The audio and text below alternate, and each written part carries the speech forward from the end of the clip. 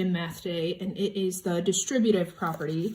And we're going to apply that to multiplying and adding and things like that. And what we're using it for mostly is to do math mentally. Now, the distributive property is something we've seen in simple solutions. You've done this before. You might not have known what it was called, but a lot of it should ring a bell for you, especially the second and third parts of the lesson. So I'm going to focus on the first part where we're using math to do math mentally with the distributive property. So in our first example, they give us 9 times 4 1/3. Okay, so if we look at that, zoom in a little bit, what we're saying is we're going to distribute the 9 times 4 and the 9 times the 1/3. So we're going to break this up and say 9 times 4 plus 9 times 1/3. We know that 9 times 4 is 36, and then 9 over 1 times 1 over 3 equals 9 over 3, which equals 3. So this whole thing here equals 3. So we would say 36 plus 3, which equals 39. Okay, so that's how we're using the distributive property to kind of do these mentally. So what I want to do is I'm going to go over each of the examples for you, so that way you have a little bit more understanding. So on example A, we have 5 times 2 3/5. We're going to distribute the 5. We say distribute, just think about giving out something to everybody. We're distributing it. We're distributing the 5 to the rest of the problem. So we're going to do 5 times 2 plus 5 times 3/5. We know that 5 times 2 is 10. We know that 5 over 1 times 3 over 5 equals 15 over 5, which equals 3. So we have 10 plus 3, which equals 13. Okay, let's look at letter B. We have 12 times 2 1/4. We're going to distribute the 12 to the 2, so 12 times 2 plus 12 times 1/4. 12 times 2 is 24. 12 over 1 times 1 over 4 equals 12 over 4, which equals 3. So 24 plus 3 equals 27. Okay, on letter C, they give us a decimal. 2 times 3.6. 2 times 3 is 6, plus 2 times 0.6. 2 times 0.6 is 1.2. 6 plus 1.2 is 7.2. Now, I also want to make a note, because you guys always like different ways of doing things. If you want to change these to decimals, if you know any of the fractions are decimals right off the top of your head, you go ahead and do that. You do what works for you, okay? This part right here, to me, is probably the hardest part of this lesson today, okay? So I'm going to move on, and I'm going to show you the next part. So on example 2, they're using the distributive property to rewrite 2 parentheses x plus 3. Let me show you how that's going to look. So in section 2 here, we have 2 parentheses x plus 3. They want us to use the distributive property to rewrite this. Now remember, we're distributing. So we're doing 2 times x, which is 2x, plus 2 times 3, which is 6. That's it. That's all you can do. We don't know what the variable is, so we can't solve it. So we just leave it like this. This is what we're stopping with, 2x plus 6. Okay, let's look at the next examples that they give you here.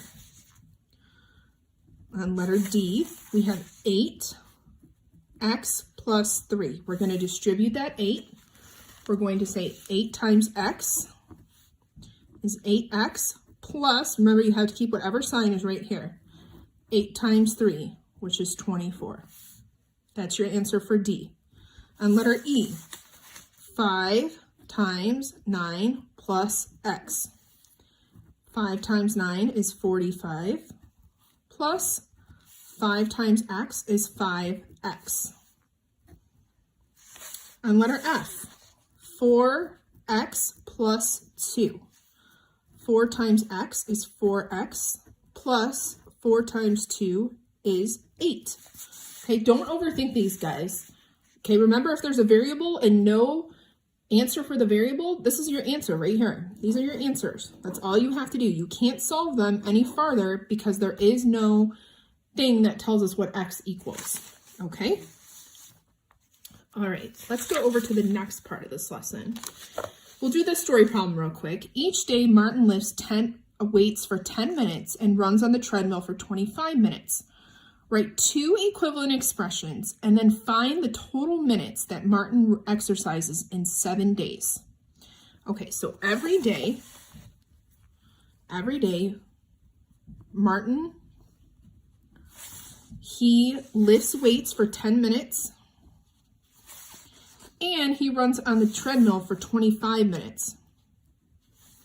Okay, so 10 plus 25. Now, another way you can write that is you could figure out what the GCF of this is, which is 5. And then 5 goes into 10 twice, and 5 goes into 25 5 times. This is something that we always do in simple solutions, right here. Okay, when we find the GCF and then break it down. This is what they're looking for the 2 equivalent expressions.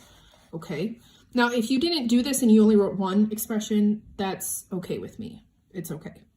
Now, if we're going to figure out how many he did in 7 days, what you would do is you would say, okay, 7 times 10 minutes on the treadmill, 25 minutes or whatever he did, lifting weights, and then you would distribute this 7. So 7 times 10 is 70, and 7 times 25 is 175. And then we would add those together, and we would get 245 minutes. Is what he spends for the week lifting weights and running on the treadmill. Okay, so that's kind of how we would break a story problem down. The last part of this is factoring an expression.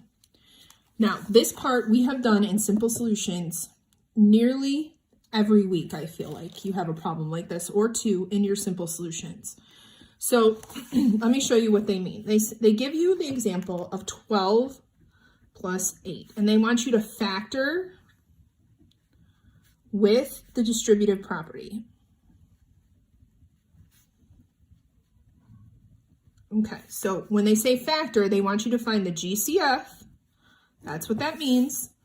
What is the GCF of 12 and 8? Well, the GCF of 12 and 8 is 4. That is the biggest number that goes into both of these numbers. Okay, so we have that.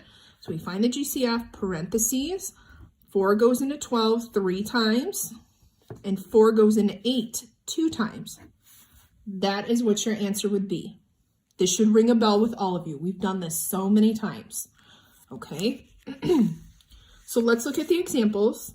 We have letter H, 9 plus 21. Okay, what is the GCF of 9 and 21? Well, the GCF is 3, the greatest common factor, the biggest number that goes into both of these. Okay, parentheses automatically, once we find our GCF, 3 goes into 9, 3 times, plus 3 goes into 21, 7 times. Let's look at letter I, 14 plus 28. Now, the biggest number that goes into both of these is 14. Okay, it's not 7. 14 goes into 28 too, and 14 goes into 14. So 14, parentheses, 14 goes into 14 once, and 14 goes into 28 2 times. Be careful with your greatest common factors. Okay, last one. 80 plus 56. Okay, the GCF of 80 and 56 would be 8. 8 goes into 80 10 times, and 8 goes into 56 7 times. Okay, so that's our lesson for today. You have a worksheet up on the blog for you to work on to finish that. And if you have any questions, you know where to find me. Have a great day, guys.